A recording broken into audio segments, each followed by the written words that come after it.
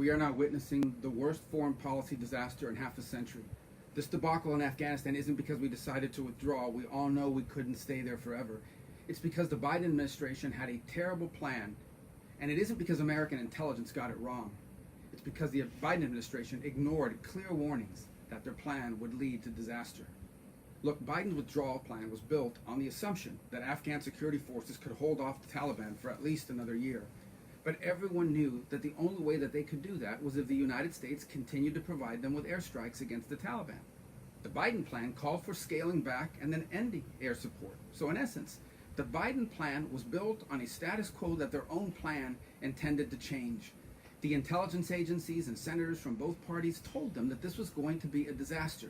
But they dismissed and they ignored everyone because they are the experts. They are smarter and they know more than anyone else.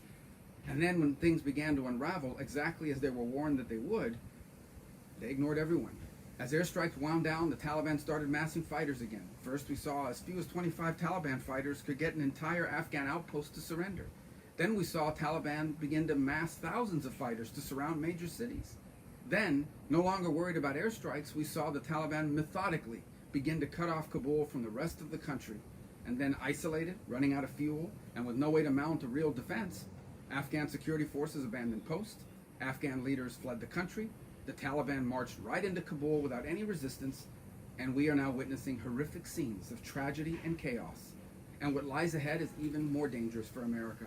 Al-Qaeda plans to come back to Afghanistan, to rebuild, and to threaten us once again. And the Biden administration doesn't have a credible plan to keep that from happening. So you want to know what we're facing now and why this is a catastrophe? It's all because incompetent and arrogant people in the Biden administration came up with a stupid plan. They wouldn't listen to everyone who warned them about how stupid it was, and then when it began to fall apart, they refused and they failed to adjust.